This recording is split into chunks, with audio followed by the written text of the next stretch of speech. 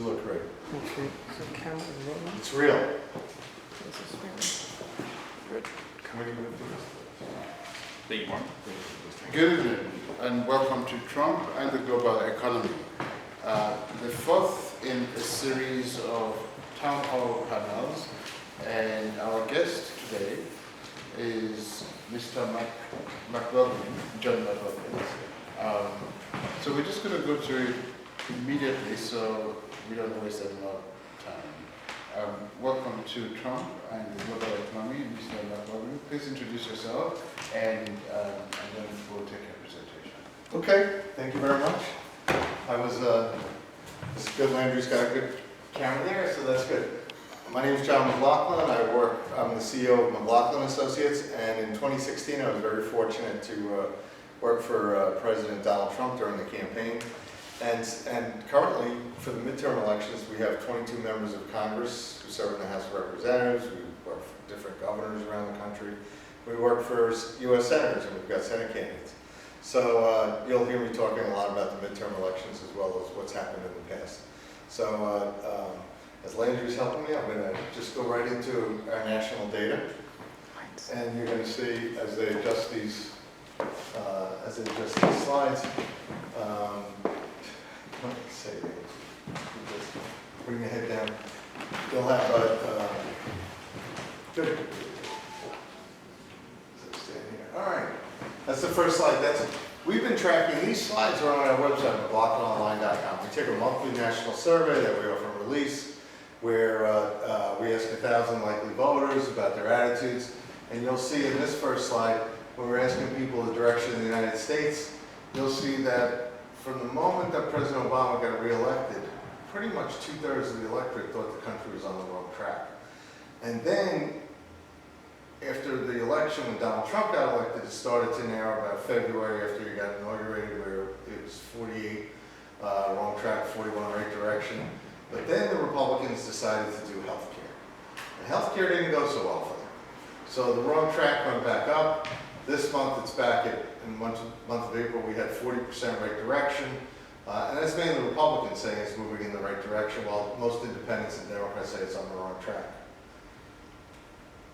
And you can see here, we were asking a question during the presidential race, and this goes back to September of 2015.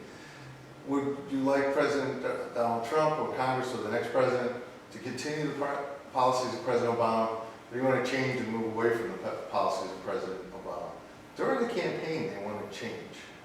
And then the Republicans took over, and all of a sudden they started to lose their change message, because you'll see later in some of the data that the Republicans became the swamp. And you'll see now it's like 46% they will change, 43% they're saying continue.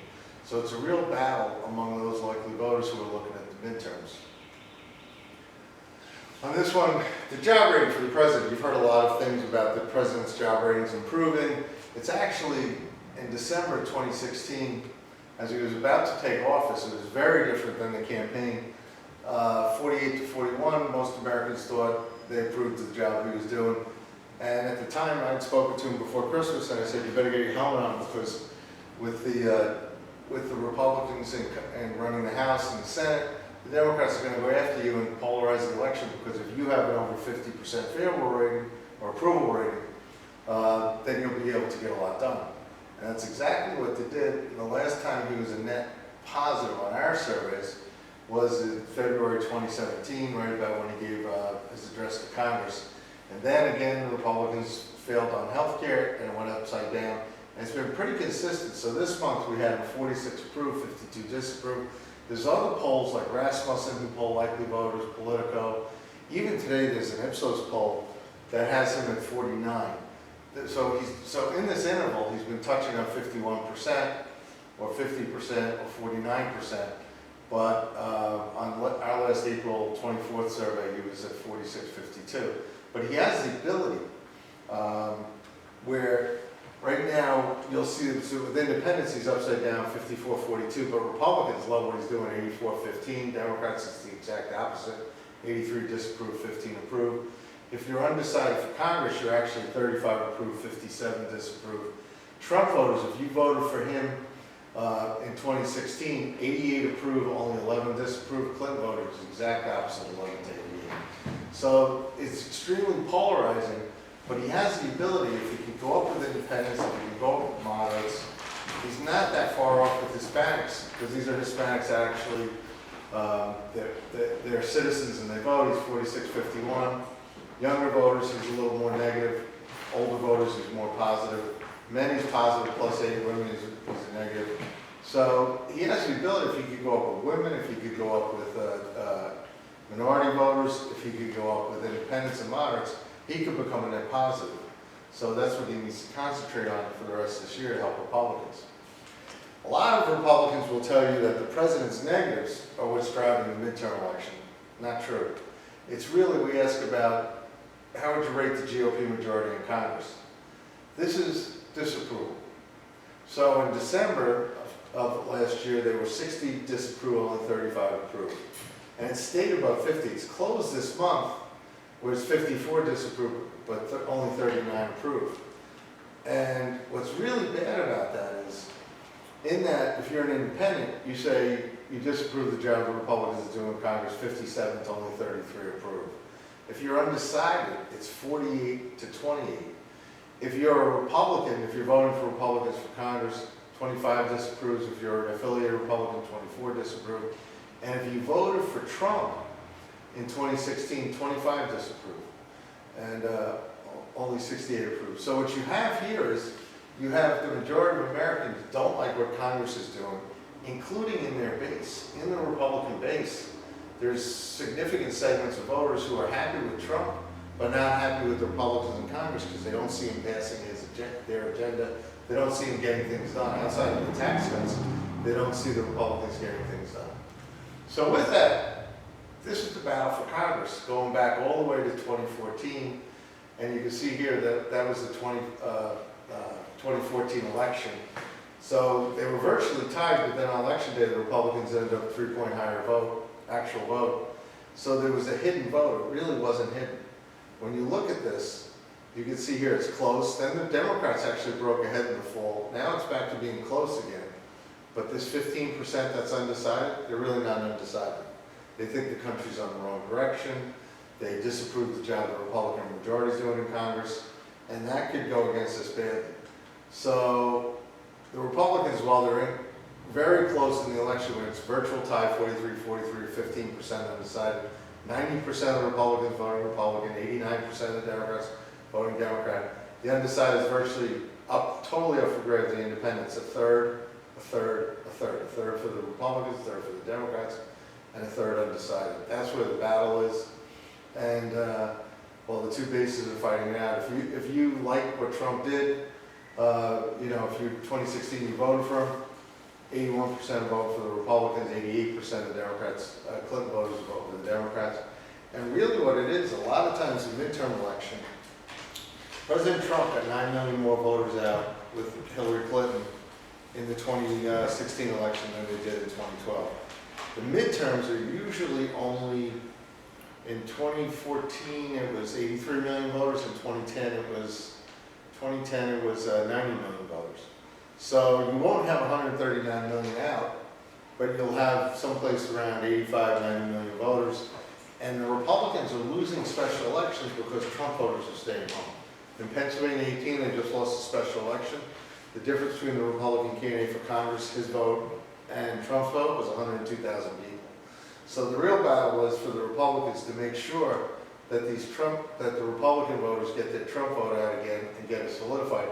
And then again, win among independents, win among moderates, or do better among moderates, get more votes. The African Americans are voting 14% for Republicans, 77 Democrats. Hispanics are voting 2-1 for the Democrats. The Republicans definitely need to do better there. We'll see here is, as a symptom of that, there will be a congressional election in November this year. Would you vote to re-elect a member of Congress, or would you like to give a new person a chance? 60% are saying new person, only 31 would elect. That's without naming the person. So there's a real center. Republicans are split, but Democrats are saying 64% new person, 70% of independents are saying new person. So there's a real sentiment for a new person. Then when you look at the issues, when you say what should be the top priority for the President Trump in Congress, It's economic issues. We gave them the choices of creating jobs. Number one answer was 35% early on, and stayed that way. This latest month where we have in April this month, 29% is still saying creating jobs, because what they want is, even though unemployment's low, they want pay raises, reducing tax to 15%. And that matters more to Democrats and to independents and to the people that disapprove Trump. So that's where the swing voter is for the Republicans.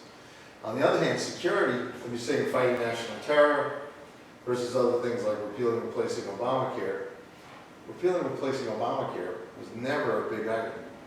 It matters to the Trump's, his base 19%, the conservatives 20%, Republicans 17%. But it was a mistake to do that instead of tax cuts first, because that's like Stalingrad, that's complex. But the security issues, that's what the Trump base cares about. If you're a Trump voter, 50% are telling us they care about security issues. If you're a Republican, it's 54%. So that's why the Republicans are the ones who today are cheering that Trump is getting tough with Iran on their deal, doing the stuff with North Korea, securing the border. Republicans, his base really cares about that, while the swing voters really care about the economic issues. We ask in the survey every month, we'll ask, do you say the economy's in a recession, but is it getting better or worse? Or not recession getting better or worse, in a recession getting better or worse? When you combine them getting better or worse, since we started asking this question, it's always been a majority of the voters are telling us that it's getting better. This month it was fine, it dropped below 50, it was 48%. Getting worse is only 40%, but still, that narrowed, and that could be a result of what's going on with trade and tariffs.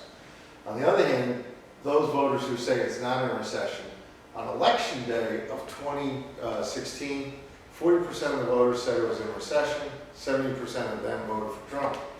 Since that time, the recession number has been dropping. Went up a little this time, first time this month went up to 26, but not recession is at 62. And a lot of those voters who said they were in a recession for the 8 years that President Obama was in office, they really never recovered from the Great Recession. They were still there. Now they were starting to feel good about it, but there is a little bit of a weakening in the perception whether it's getting better or worse. Republicans say it's getting better. Democrats are more likely to say worse, 62-25. The independents, it's better, 48-35. And then some specific economic issues. Do you approve or disapprove of Congress passing a balanced budget amendment that require Congress to spend no more than it expects to collect in revenue? 3/4 of Americans, all voters support that, 76-14. Republicans supported 91-4. Democrats supported, independents supported. This is something that they could actually get done if Congress would decide to go after it. Do you approve or disapprove of Congress passing a balanced budget amendment that will require Congress to spend no more than it collects? Unless a 3/5 majority of the House and Senate vote to do so. Similarly required the same 3/5 supermajority to raise taxes and or raise the debt ceiling. Not as popular as the amendment itself, but with those strings attached, 60-24 they support. More popular among Republicans, but still the majority of Democrats support 52-32, Republicans 71-19. If you're undecided for Congress, they supported 45-23. When we ask, do you approve or disapprove repealing and replacing the Patient Protection Affordable Care Act, also known as Obamacare? It started out when the Republicans took over the White House. It started out 60-33. Then the Republicans came up with no plan, and it narrowed. But you have little peaks where it goes up. And when it goes up is when people get their premium notices, or they get told that their health care is being denied. But, so there's no consensus on it right now, but it's 51-43 now. And neither side has come up with a good plan. Do you favor smaller government, fewer services, larger government, many services?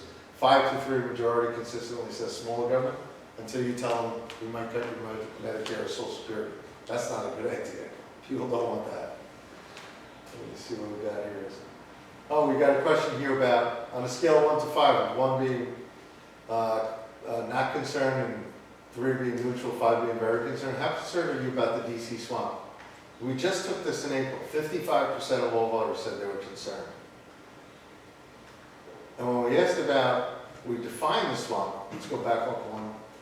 Let's see if we can go back the other way. Yeah, we'll try this. There we go.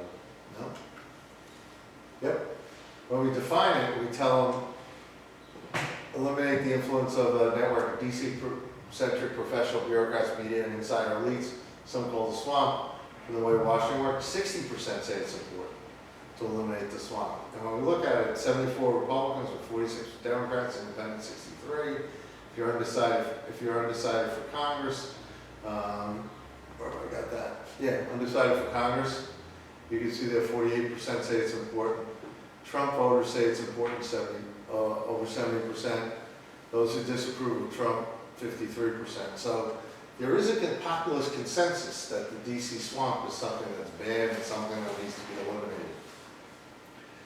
And this is the ironic part about it is, when we asked, is the Republican leadership helping to drain the swamp or supporting the swamp that President Trump's promised to drain?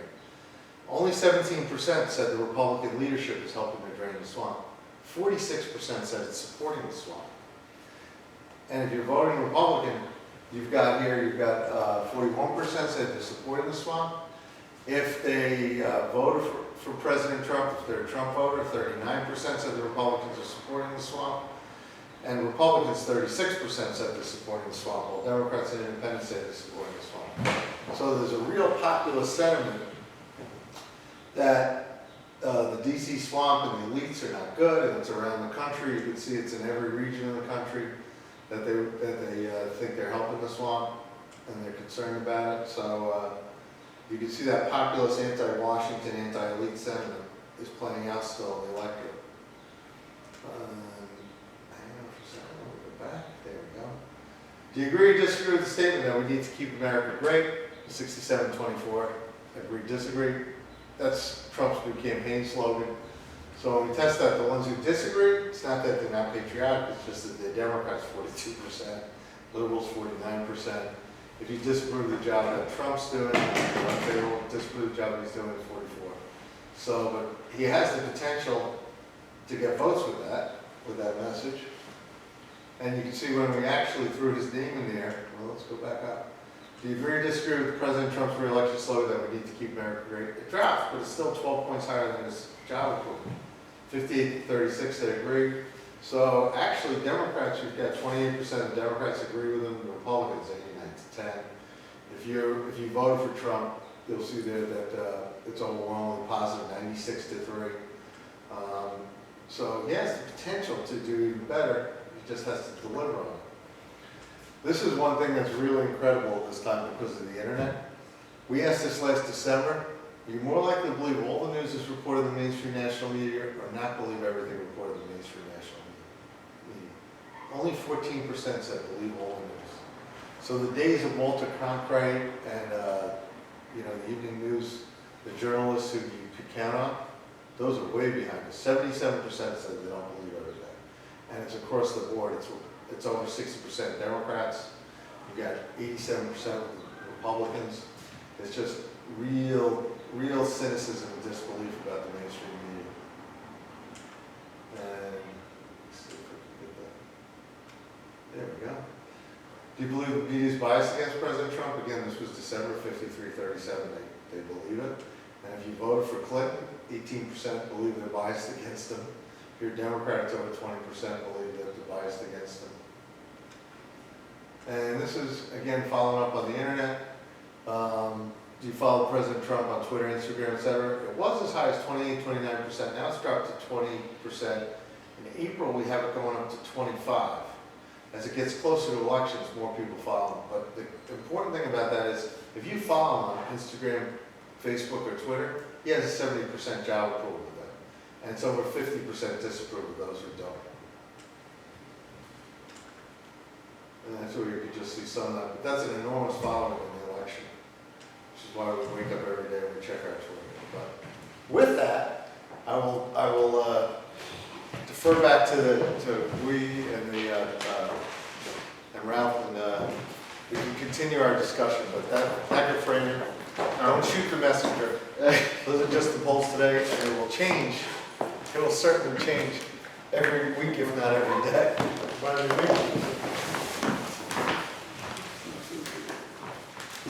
All right, that was John McLaughlin, and thank you very much for that brief introduction. Nicely done. We'll have more questions on that, I'm sure, as we begin the conversation. Next is Professor Lance Brofman, an economist, and it'll be interesting to hear on our fourth panel if, in fact, the state of the economy, and if, in fact, the economy has changed, whether it's improving or not. Welcome to... Well, should we move seats up there? Well, I think, would you like to make an introductory statement before we go? Well, I think one interesting thing relative to what we just heard was that